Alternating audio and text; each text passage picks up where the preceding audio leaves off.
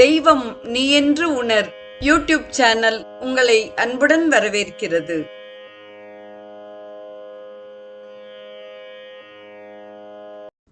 வாழிய செந்தமிழ்.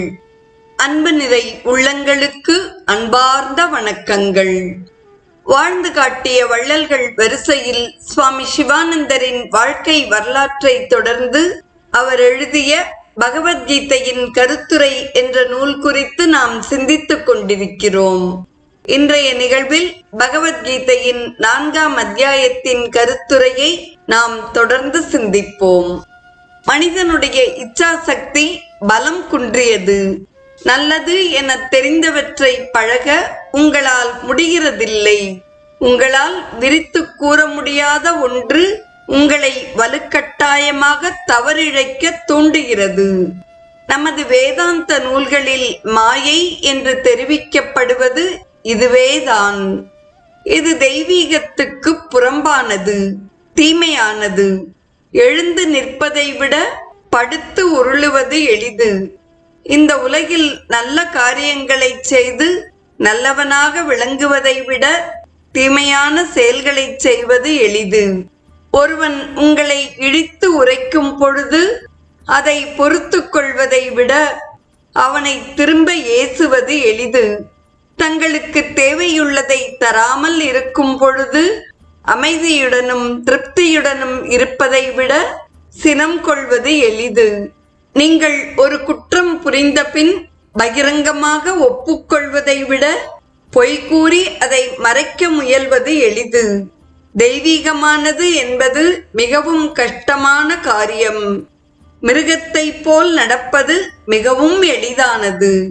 எனவே மக்கள் நாளடைவில் நேர்மையில் நலிந்து விடுகின்றனர். உலகில் தீமை வளருவதாக தெரிகிறது. மனிதன் சுயநலம் மிகுந்தவனாகி விடுகிறான். ஒருவரும் தொண்டு செய்ய விரும்புவதில்லை. சுயநலம் மனிதனை மனிதனுடன் போர் செய்ய தூண்டுகிறது. தீயொழுக்கங்கள் வளர்கின்றன. நல்லொழுக்கம் குறைந்து வருகிறது. இந்நிலையில் கடவுள் நமக்கு ஒரு உறுதியான வாக்குறுதி அளிக்கிறார். எப்பொழுதெல்லாம் தர்மம் சிதைந்து அதர்மம் ஓங்கி நிற்கிறதோ அப்பொழுதெல்லாம் தர்மத்தை நிலைநாட்ட நான் உலகிலே அவதரிக்கிறேன். கடவுள் உலகில் பற்பல தோற்றங்களில் தோன்றுகிறார். நல்லதை காப்பாற்றி தீயதை இல்லாததாக்குகிறார். ஆத்மீக மதிப்பு பொருளாதார மதிப்பை விட மிக உயர்ந்தது. மற்றவரின் செலவில் இன்பம் பெறுவதை விட தொண்டு செய்து துன்பம் அனுபவிப்பதையே மேலானதாக அறவழி நிற்கும் மனிதன் உணர்கிறான். அத்தகைய மக்கள் சுயநலமற்ற தன்மையை போற்றத் தொடங்குகின்றனர். அவர்கள் பற்பல விதத்தில் வேள்விகளை செய்கின்றனர். பிராணாயாமம் ஒரு வேள்வியாகும். தன்னடக்கம் இனியொரு வேள்வியாகும். தர்ம பிரச்சாரம் மற்றொரு வேள்வி. பல்வேறு வேள்விகள் உள்ளன. அவற்றை ஒரு குருவினிடமிருந்து தெரிந்து கொள்ளுங்கள். உங்கள் குருவுக்கு நீங்கள் சேவை செய்யுங்கள். அவரிடம் சரணாகதி அடையுங்கள்.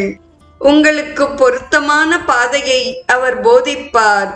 இந்த யோகத்தை பற்றிய நல்லறிவு மிகவும் அவசியமானது. லட்சியத்தை அடைய நீங்கள் என்ன செய்ய வேண்டும் என்பதை உங்கள் குருவால் மட்டுமே தெரிவிக்க முடியும்.